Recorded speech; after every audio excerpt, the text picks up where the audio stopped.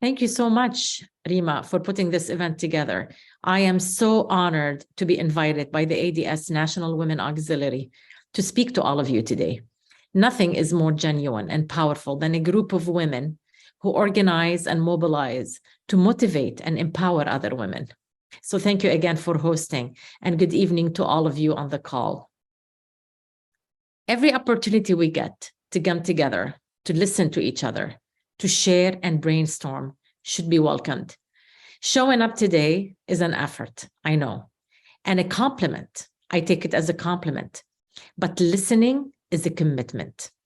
Active listening involves connecting with other people, with their inner thoughts, where the authentic self lies and where emotions and vulnerabilities hide. 2 years ago, I started a webinar. I called it Unheard Stories, just so I can provide a platform where we can network and connect, but most importantly, where we can listen to each other's stories.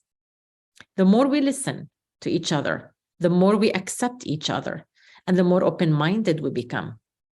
There is nothing, and I mean nothing, more important in today's world than to become tolerant and open-minded, so we can feed on each other's ideas, strengths, and successes. That's when we become a better version of ourselves. The strongest connections, however, remain the ones that develop within the immediate family. This is where the bond is deepest and most authentic, because with the family, there is a silent agreement to actively listen to each other and to sustain and nourish each other's needs.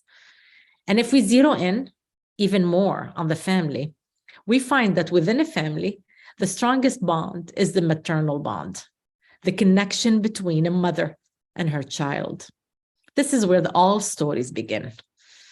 The first chapter of our lives is written even before we make it into the world.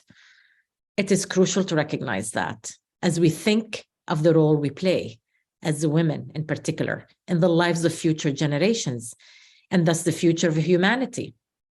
And it is a powerful role indeed. I grew up surrounded by powerful and hardworking women, from my mother to my aunts and my grandmothers. So many lessons they etched in me. They resonate with me even today. These seemingly ancient lessons that came down through centuries and carried humanity forward, they are the answers to the problems that continue to plague our society today, because they are founded in love. They don't follow any formula in particular, but result from a clean and pure intention. Love is the basis of our existence from the very moment of inception onward.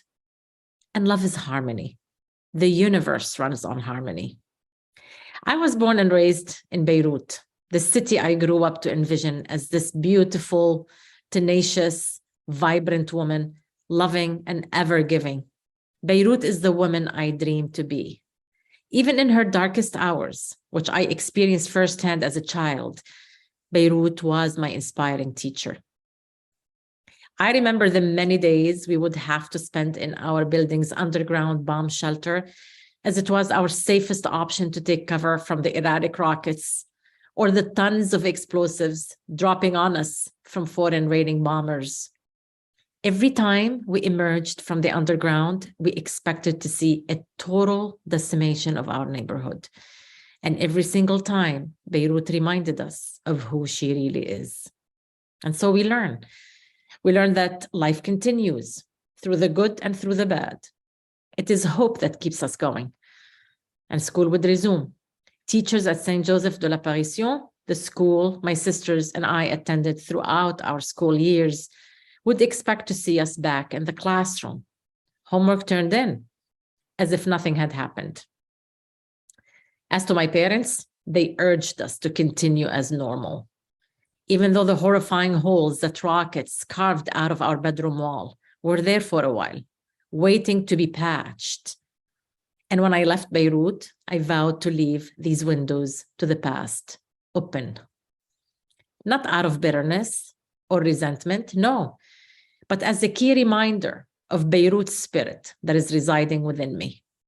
Nothing could break her. Beirut emerged from the underground after being totally decimated 7 times over thousands of years, histories engulfed within a history. And she emerged victorious.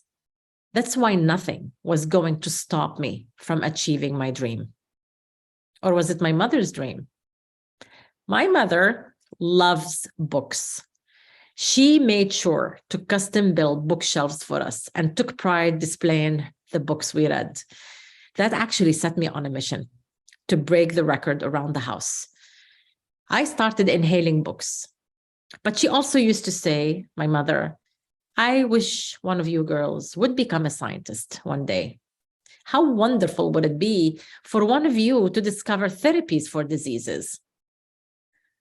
Well, years down the road, I graduated from UCLA with a degree in biology and later followed with a doctorate degree in biochemistry and molecular biology from USC, the University of Southern California, and ended up doing research and publishing in the field of angiogenesis, searching for cures for cancer, just like my mother had dreamt.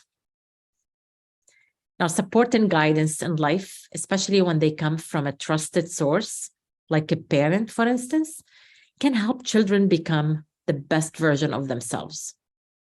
This is where we need to acknowledge our formative influence as mothers.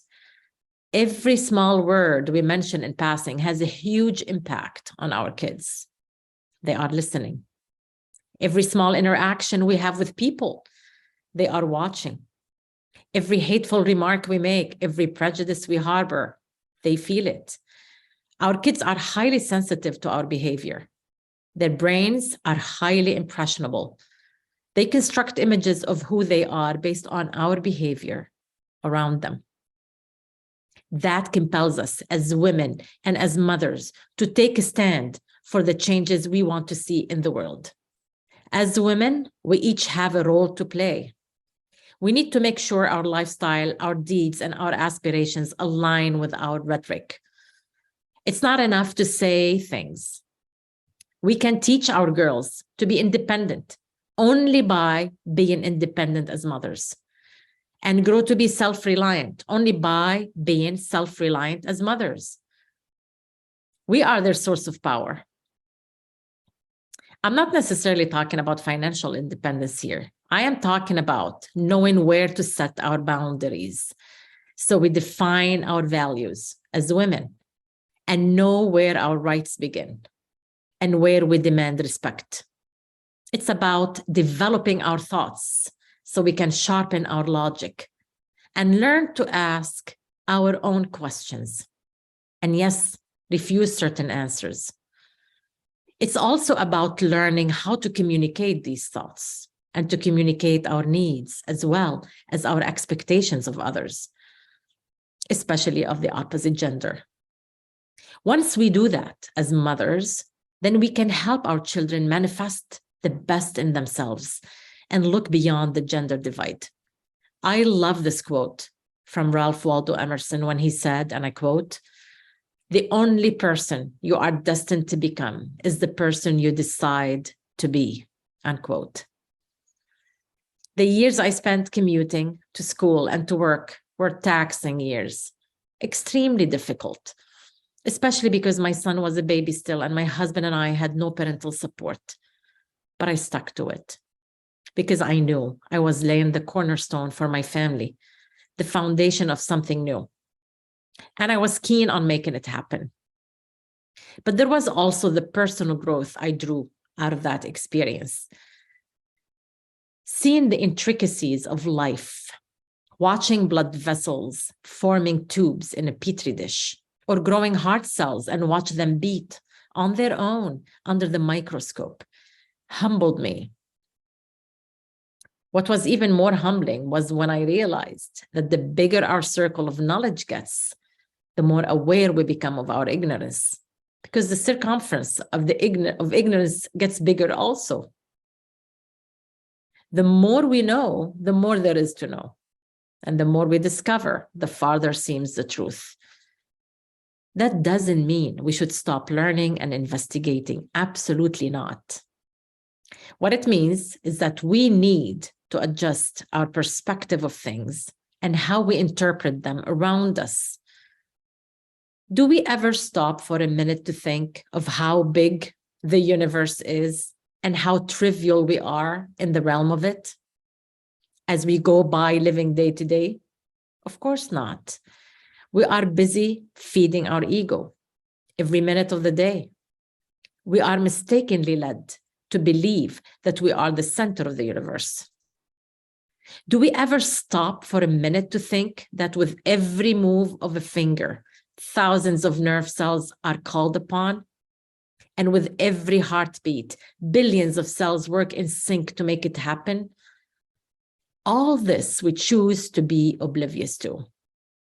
I took some time a few years ago to stop and reflect on what it means to live the human experience, on how we are all connected, past, present, and future. I wrote a visionary novel entitled Where Will My Heart Beat?, which I published with Archway from Simon & Schuster out of New York. It is a work of fiction, of course, but it's reflective of my personal thoughts. It underscores the unrelenting human quest for the truth and for redemption. It's about the transcendent power of love and about the importance of hope as our only vehicle into the future and into the unknown. It is multi-layered and multi-themed. It is thought-provoking and emotionally engaging.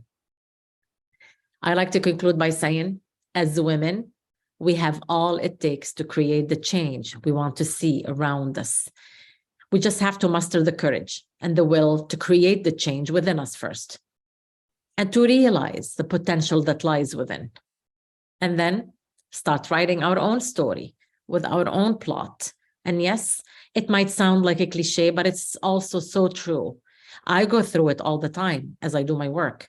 We shouldn't let mistakes discourage us, but learn from them and move on. And finally, we should not forget to be true to our teachings and align them with a strong set of ethics. Thank you so much for listening.